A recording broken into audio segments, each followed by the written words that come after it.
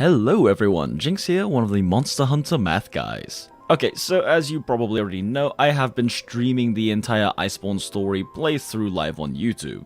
And pretty much every single time I do a hunt, someone in chat asks me what my set is. So here's a video talking about exactly what this set is, A, because it is the best set you can put together right after completing the story, and B, so I can actually play the game during stream.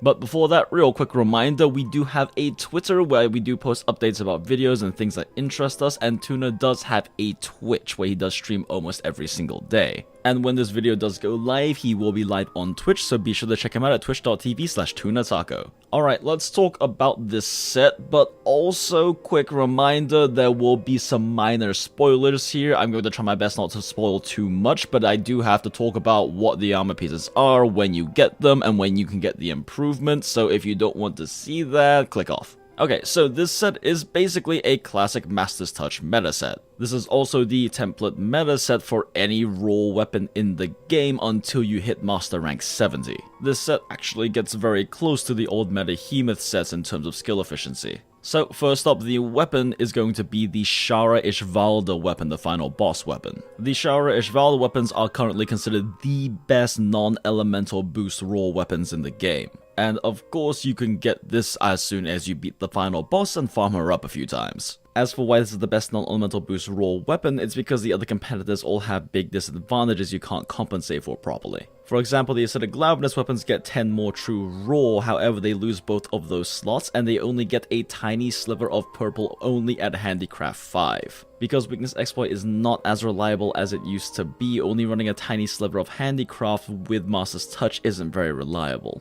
And as for the Tigrex, Brute Tigrex, and Diablos versions, they do get 10 more true raw, but they all have very low affinity, and also some of them don't even get purple sharpness, or they only get a tiny bit. Because Max Might is no longer realistic to run without using the limit break to get level 5 of it, which you cannot do while also using Master's Touch, they don't work for these sets. There's just not enough affinity sources in the game now to really make heavy negative affinity weapons work. Now there are 2 more contenders for best raw weapon in the game, but you do not get access to those until MR70 and MR100. I'm trying to keep the spoilers to a minimum here, so I won't say what weapons those are for the moment. But until you get that far into post-credits, you will be using the Shara Ishvalda weapon for pretty much every single raw weapon in the game. Now, I do want to pull out a full farming strategy guide covering how to get the rare parts from Shara Ishvalda, but let's just briefly cover the basics. The issue with farming Shara Ishvalda is that she is a temporary quest. She works exactly the same as Zora Magdaros or Xeno'jiiva works in high rank. She appears randomly when you're doing quest rotations and only appears for 2 quests.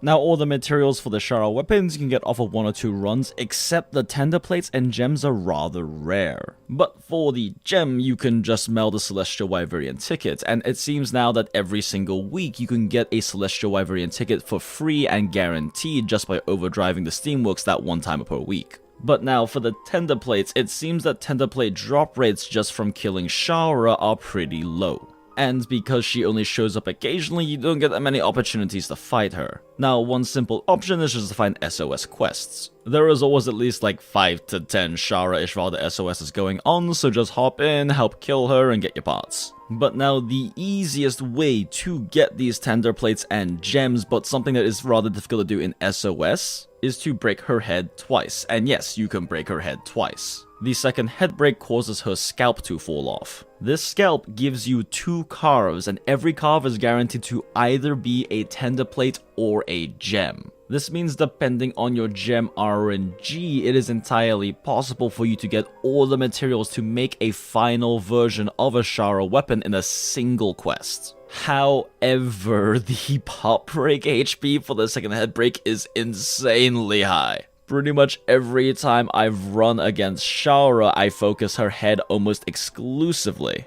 And then when I break her head, she dies like 1k damage later. Like I said, I'm working on a full strategy guide on how to farm the scalp breaks off of Shara, but in the meantime, run Pot Breaker 3 and try to drop the rocks on her head. Anyway, back to the build. With Handicraft 5, you have 30 units of purple sharpness. Purple Sharpness is a 1.39 damage multiplier for raw, which puts it at a 5.3% damage increase over White Sharpness. This is not that huge, which is why purple sharpness isn't very sought after in Iceborne. However, combine that with non-elemental boost, the 280 true raw on this weapon, and the 2 level 1 slots, and you can get some really juicy EFR numbers on this weapon. Now, the rest of the armor pieces on here are of course the Teostra Beta head, arms, and waist to get Master's Touch, and they're all also fairly efficient pieces. The waist is by far the worst piece out of these three, but the chest and leg slot are made up by much more efficient pieces of armor. Speaking of which, the Kirin Jacket Alpha is the chest you want to run for the moment. This gets replaced at HR 70, but it's very good for the moment. Now, the reason why we run the Alpha set is because the difference between the Alpha and Beta set is that if you run Alpha, you get a crit eye, but you downgrade a level 4 deco to a level 3 deco. Now, because our level 3 deco slots are made up by Agitator, Critical Boost, Handicraft, Elementalist, and Tenderizer, so in order for your efficiency to match with the Kirin Jacket Beta, you would have to have either a Critical Boost, Handicraft, Agitator, Elementalist, or Tenderizer mixed with an attack boost or crit eye.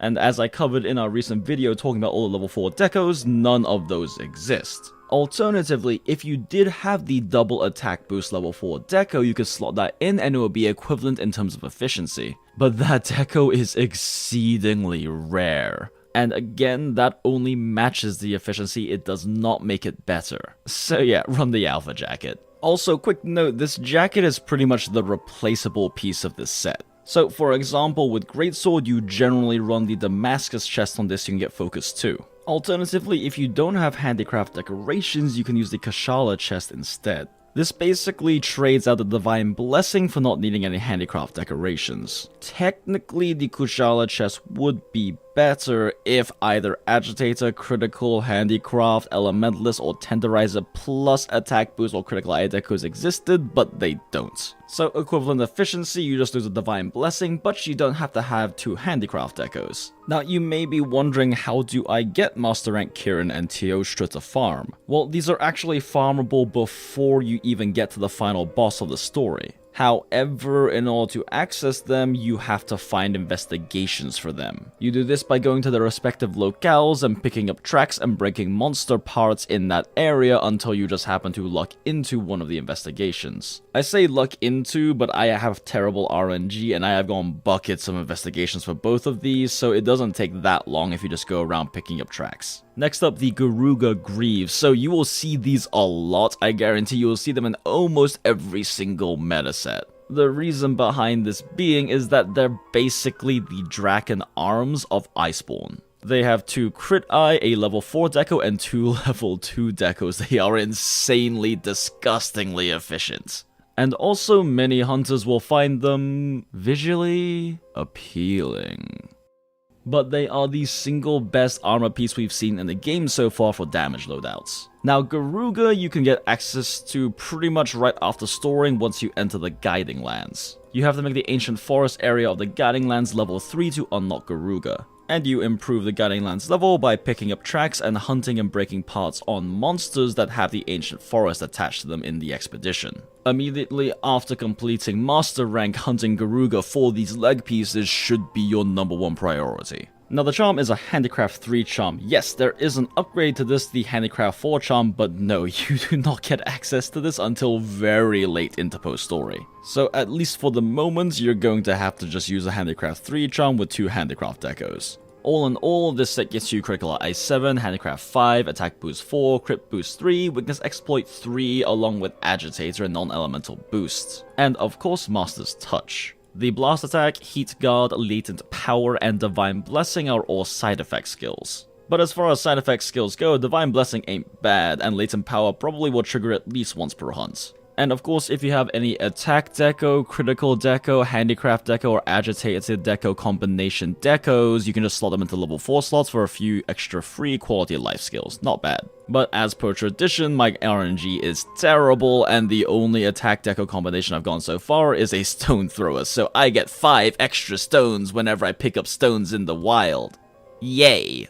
Now, between Weakness Exploit 3, Critical Eye 7, Attack Boost 5, and Agitator being active basically 100% of the time against Master Rank monsters, this puts you at 80% affinity against non-softened weak points and 100% affinity against softened weak points. With 30 units of Purple Sharpness as well as Master's Touch, you're gonna have a hard time running out of Purple Sharpness before a monster transitions or just dies. But now for the real question, how hard does this set actually hit? Well, Honey is still working on getting all of the Iceborne data into the builder, so let's just do some old school spreadsheet manual calculations. So between the 280 base True Raw, the non-elemental boost adding another 14, all the standard attack buffs as well as attack boost 4 and agitator 1, we hit 367 total True Raw. 100% affinity with agitator active, a 1.4 times crit boost multiplier, 1.39 raw multiplier for purple sharpness puts us at a total of 714.18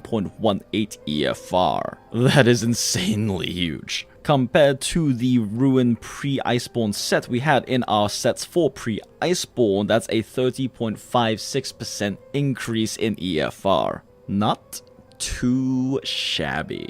But yeah, that's pretty much the set. You'll be using this until MR70 if you're using raw weapons. At that point, this set does get a direct upgrade in the chest piece, and there are a few other competitive sets. Either way, thank you all so much for checking out the video. And maybe now you can stop asking what my set is on stream. If you enjoyed the video and you like the build, be sure to like the video and let us know in a comment what you think of it. Thank you as always to Honey over at honeyhunterworld.com. She is working very hard right now to get all of the new information into the builder, so be sure to go show her some love. And of course, we have a very active Discord server, the Mathlos Nest, and we do have specific channels set up for Iceborne spoilers where everyone is talking everyone's ear off. We do also have our Twitter where we post updates about videos and just various things that interest us, and Tuna does have a Twitch where he streams almost every single day, both for Monster Hunter World and various other games. And last but definitely not least, we could not do any of this without the generosity of our patrons. No new patrons since the last video, but regardless, I want to thank you guys so much for the support. Money aside, it is just so encouraging to see so many of you supporting us